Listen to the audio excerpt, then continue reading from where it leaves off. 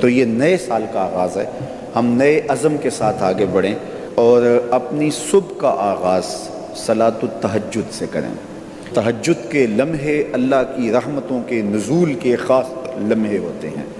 میرے بزرگ فرمایا کرتے تھے کہ باطن کی صحت کے لیے تہجد کی نماز بہت ضروری ہے اور جسم کی صحت کے لیے صبح کی سیر بڑی ضروری ہے۔ تو یہ دو چیزیں جو ہے وہ بہت ضروری ہے۔ تو بالخصوص یہ بچے جو ہیں، جب اس عمر میں یہ ان کی عادت پختہ ہو جائے گی تو یہ زندگی کی آخری سانس تک باقی رہے گی۔ میرے بزرگ فرمایا کرتے تھے کہ مجھے تہجد کا عادی میری ماں نے بنایا ہے۔ وہ کس طرح کہتے ہیں کہ جب تہجد کا وقت ہوتا تو میری ماں میرے پاؤں آ کے دباتی تھی اور میں جلدی سے اٹھ جاتا تو وہ تہجد کے لیے مجھے مصلی پہ بٹھاتی۔ اس کے بعد نماز فجر ادا کیجئے اور سورۃ یاسین جو شخص اپنے دن کا آغاز سورہ یاسین سے کرتا ہے، سارا دن اس کی حفاظت ہوتی ہے، شیاطین سے، شریروں سے، شر سے، گناہوں سے اور بہت سارے معاملات سے اور نادیدہ حملوں سے، بہت کچھ چیزوں سے اللہ تعالیٰ اس کو محفوظ رکھتا ہے۔ تو سارے سورہ یاسین کی تلاوت اپنے معمولات میں شامل کر لیں۔ نماز فجر کی ادائیگی کے بعد آپ ہلکی پھلکی ورزش ضرور کیجئے۔ جو قوی مومن ہے، طاقتور مومن ہے، کمزور مومن کی نسبت اللہ کو زیادہ محبوب ہے۔ تو طاقتور مومن، قوی مومن، یہ مطلوب ہے شریعت کا اور یہ مقصود ہے شریعت کا۔ پھر سونے سے قبل سورۃ الملک ایک مرتبہ ضرور پڑھیے گا۔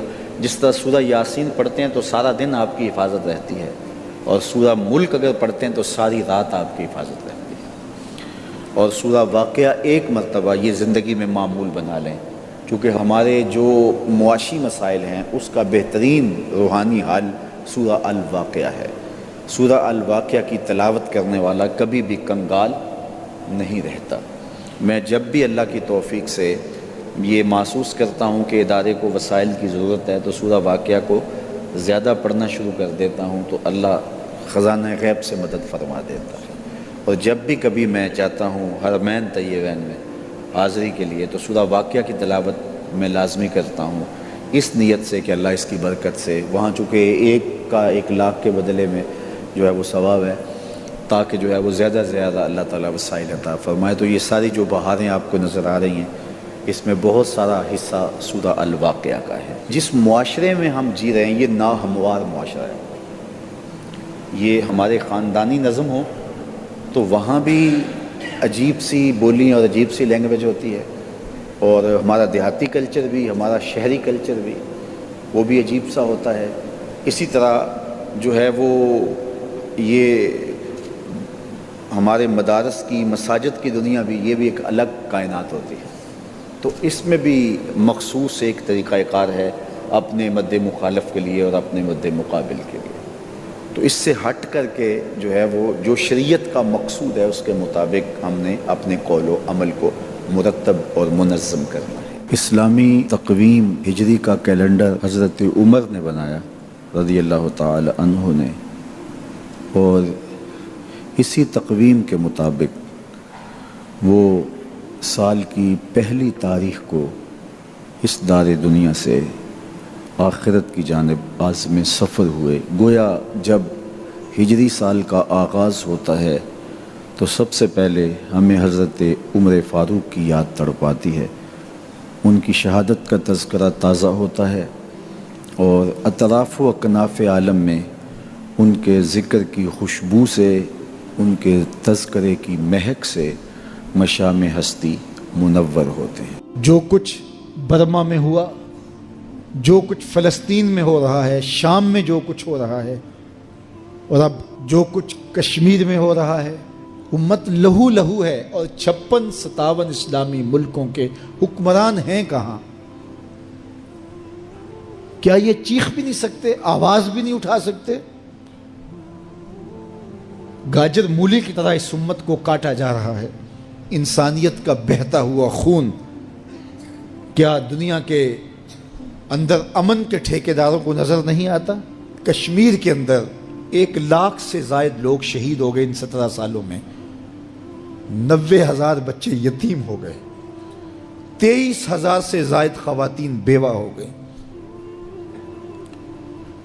وہ وادی جنت نگاہ انگاروں میں لپٹی ہے، ڈل جھیل کے پانی پر لاشیں تیر رہی ہیں، وہ چناروں کی سرزمین آج خون سے لالہ زار بنی ہوئی ہے۔ کیا پوری دنیا نابینا ہے؟ اس کی آنکھیں نہیں ہیں؟ کہاں ہے اقوام متحدہ؟ کہاں ہے امن کے ٹھیکیدار؟ کہاں انسانیت کے حقوق کی بات کرنے والے؟ کہاں انسانی تقدس کی کہانی کا نغمہ چھیڑنے والے جو بلیوں اور کتوں کے حقوق پر تنظیمیں بنائے ان کے حقوق کی بات کرتے ہیں؟ آج انسانیت کا یہ لٹتا ہوا قافلہ انہیں کیوں دکھائی نہیں دیتا؟ وہ کیوں نابینا ہو گئے ہیں؟ انسانی حقوق کی تنظیمیں، یہ این جی اوز، یہ چیخ چیخ پہ انسانیت کا نوحہ پڑھنے والے مختلف چینلوں پہ آج کہاں مر گئے ہیں؟ اور افسوس تو یہ ہے کہ 56-57 اسلامی ملکوں کے حکمران بے حس ہو گئے، انہیں کچھ دکھائی نہیں دے رہا۔ انسانیت لٹ رہی ہے، انسانیت کا جنازہ اٹھ رہا ہے۔ ثناخان تقدیس مغرب اب کہاں ہیں؟ انسانی حقوق کی بات کرنے والے اب کہاں ہیں؟ یہ خون کبھی بھی رائے گا نہیں جائے گا۔ خون جب بہتا ہے تو جم جاتا ہے اور پھر اپنے اثرات چھوڑتا ہے۔ تو اسی خون شہیداں سے چراغاں ہوگا اور اسی سے اس امت میں بہار آئے گی۔ اللہ اس امت کو اتحاد دے، اس کو اتفاق اور یگانگت کا نور دے۔ جب یہ امت متحد ہو جائے گی تو پھر کوئی میلی آنکھ سے بھی نہیں دیکھ سکے گا۔ لیکن ہمارے افتراق نے، ہمارے انشقاق نے، ہماری باہمی لڑائیاں نے، ہماری جغرافیائی تقسیم نے، ہماری فرقہ وارانہ لڑائیوں نے دشمن کو دلیر کر دیا ہوا ہے۔ آج حکمران صرف اپنے سطحی مفاد کے لیے، صرف سطحی مفاد کے لیے امت کا بہتا ہوا خون گوارا کر رہے ہیں۔ کتنا نازک دور تھا اس امت پر، اور ہم کیا کر رہے ہیں اور کیا کرنے جا رہے ہیں؟ ہماری سوچ، ہماری اپروچ کیا ہے؟ ہم اپنے انداز زندگی اور طرز معاشرت کو دیکھیں، ہم کہاں کھڑے ہیں؟ ہر شخص اپنے اپنے منصب کو سمجھے۔ اللہ اس امت کو کھویا ہوا وقار دے۔